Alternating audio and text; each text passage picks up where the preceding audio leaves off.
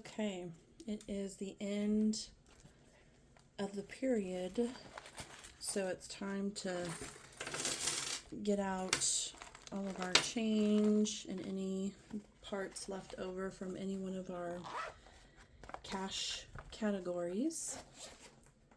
And so this cash was just a little bit left over from the food budget. So that's 5, 6, 7, a whopping $8.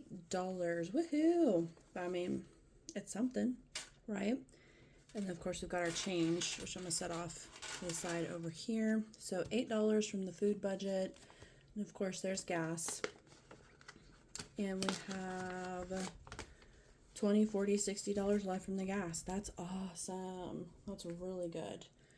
Okay, so I've got that, and the change. And of course, here is the over-the-top blinged out. I got carried away. Oh no! And I did not actually super glue this down, so I could potentially mess it up like I already have. I was watching some early Halloween movies while bedazzling, and I got a little carried away over here.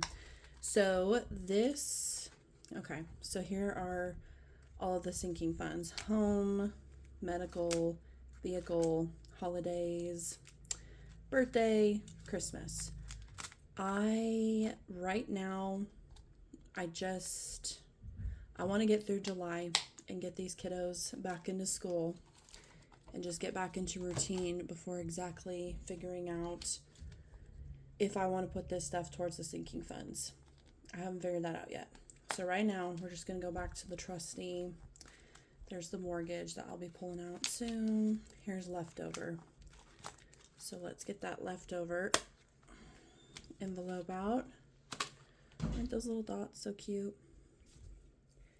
Even though I will say it probably will be in the best interest to find a sinking fund for these, because that way they have a job. Because over here in this house, if money doesn't have a job, boy, I find a way to give it something real quick. And it's usually not something that was a good idea. So let's add that in. So now, in just 2 pay periods, we have leftover, or I guess you can say saved, 20, 40, 60, 65, 70, 71, 72, 73, 74, 75, 76, 77, 78. It's pretty crazy how easily it stacks up, especially when you're doing cash budget. So I'm going to go ahead and stick that down in there. And that's just going to go back into the blinged out binder. And that's where that grocery envelope was, of course. Come on, get in there.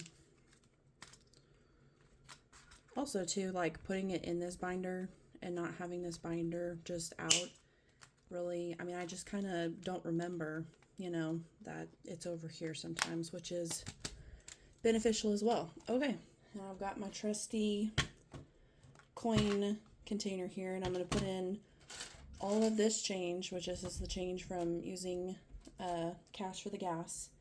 I'm going to count it and see where we're at with that.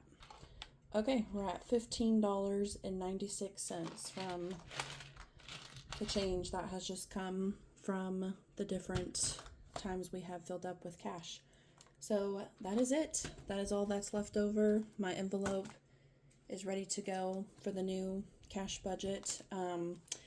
We did do a little bit more driving around in our more expensive vehicle this pay period. We're going to do the exact opposite on the next one to try and save even more of that gas money. Whenever I have tried to set aside a certain amount for savings, it usually does not turn out successful, but for some reason, doing the cash budget, trying to stay within those parameters, especially with the gas, like I have been able to save so much more from just having leftover than having a designated category.